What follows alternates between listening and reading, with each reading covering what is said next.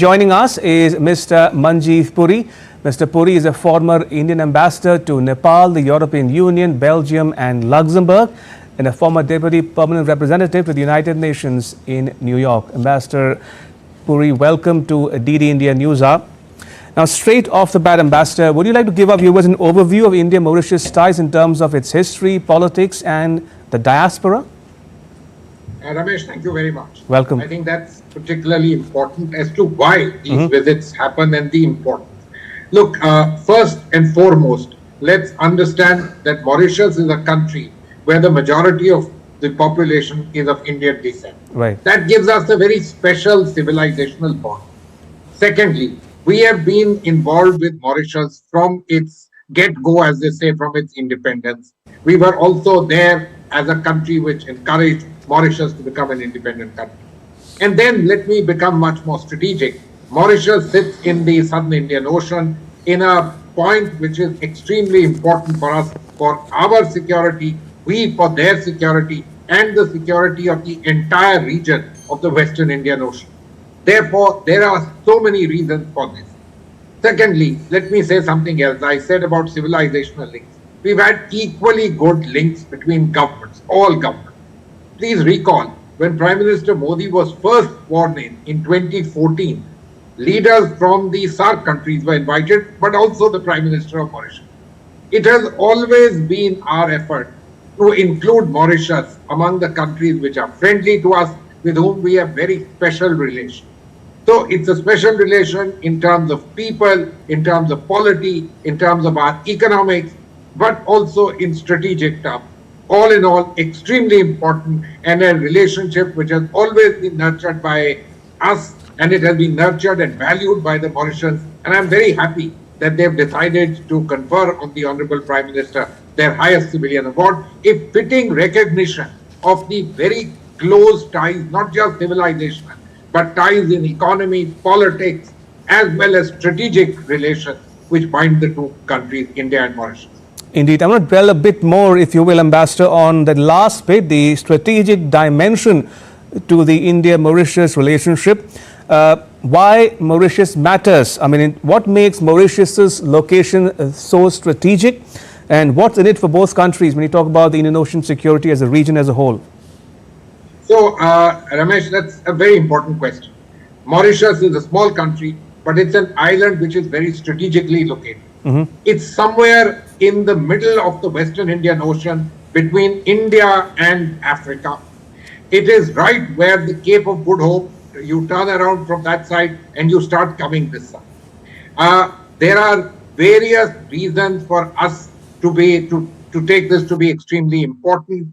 There is the entire issue of guarding the entire Western Indian Ocean in terms of our security of our near neighbors, the African countries, as well as the Arabian countries. And then let's also be clear, countries which are not particularly friendly to us, and I'm hinting at a country to our north, the Chinese, have also been making forays in this region. And our relationship with Mauritius is particularly important to keep an eye on what is happening there, because this is an area which is relatively contiguous to us. We are neighbors across the seas, and we have an abiding interest for our own reasons, as well as for the security of the Mauritians and the entire region. And I'm not referring to Diego Garcia, the big base, and so on and so forth. Those are global strategic interests in which we also have an interest, an area which has been used very effectively in terms of combating terrorism, combating all kinds of things which have happened in Afghanistan and other parts of the Middle East. Extremely important for geopolitical stability in our region, and I dare say for us too, very important. Ambassador Puri, from India's perspective, there are three distinct policies that have immense value for Mauritius. One, India's neighborhood first policy. Two, Sagar, or security and growth for all in the region. And last but not the least, the Indo-Pacific Oceans Initiative. Now, what's in it for Mauritius? Would you subscribe to this view that Mauritius is at the heart of all these three key Indian policies? Yeah, absolutely. I mentioned to you that Mauritius and we share a very close political relationship. Neighborhood first obviously goes hand in hand. We are neighbors across the seas. We are countries which share civilizational links. Look at every single thing. There was a time when a Bollywood film wanted to do a shoot overseas, it went to Mauritius. Look at the Mauritius. They want to study abroad, they come to India.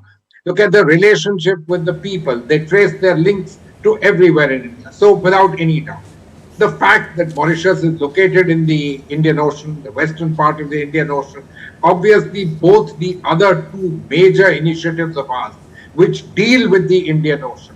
One, which is an expansion of the old Indian Ocean Rim initiative. The other one, Sagar, which is our maritime dominance, the entire India idea of being aware of what is happening in your maritime sphere. Each of these is important. We obviously have an interest, but let me turn around and mention to you about Mauritius. Mauritius is a small country.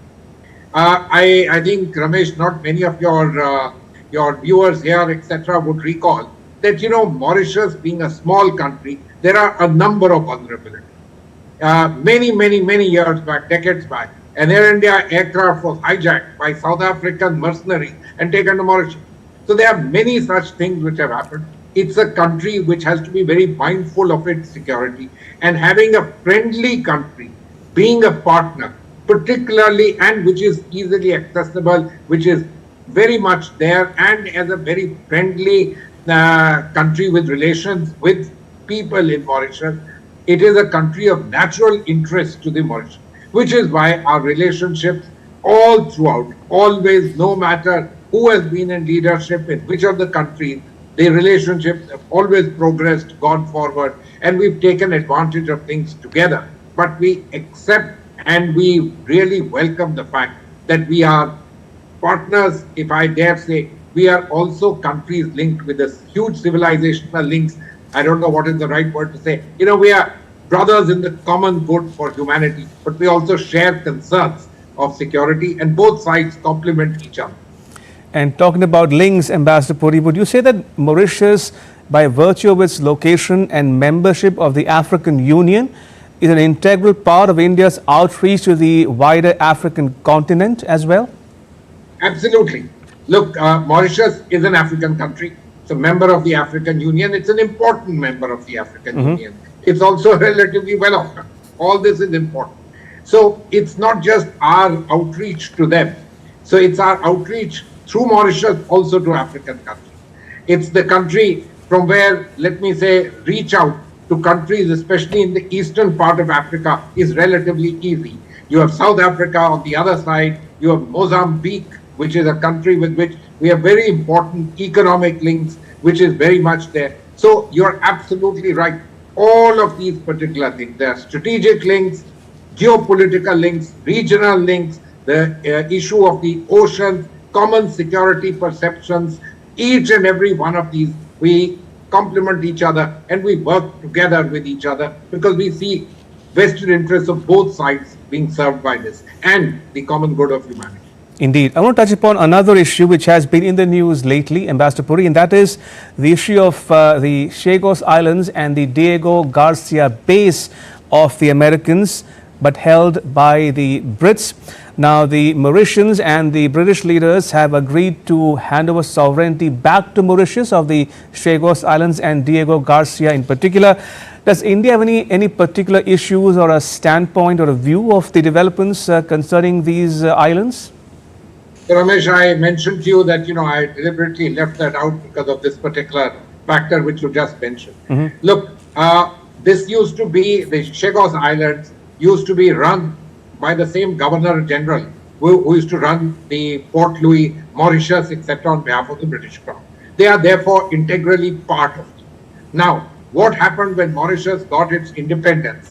These islands were in a sense kept out, and this base was developed earlier, a British base, which when they didn't have the capacities to do it, moved on to a United States base and has been a very important base. If I'm not wrong, P-52s, their heavy strategic bombers have been placed there. I mentioned to you action in Afghanistan taken from that. Lots of other actions in the Middle East have happened using this base.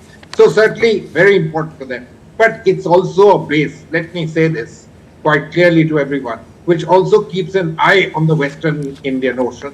An eye which is not for a country like India, which is a friendly member, a member of Quad, etc. but eye open for the incursions or movements, etc., or what is happening by the others, then let's be very clear. The Chinese movements in this particular area, they are of concern to everyone. What exactly is going on?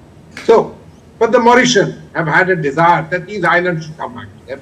This artificial division of keeping them out was not right.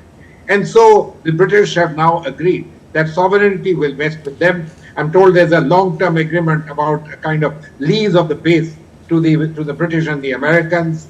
I am sure quietly, but otherwise, we have played our own role to say, look, respect has to be there for Mauritius and its sovereign integrity, its territorial integrity. That is particularly important. Mauritius also itself realizes what is the uses of this base, who can make use of them. But the idea of territorial sovereignty is important in itself. And I'm glad that Mauritian people, their sentiments, etc., are coming back. It's not just a question of the islands were not inhabited by anybody but are very few people. That's not the idea. It was your territory. And so therefore, even if the sovereignty at the moment is nominal, it's important that the sovereignty rests. Ambassador Puri, pleasure as always to talk to you. Thank you for your time. Much appreciated. Thank you. Thank you, Ramesh.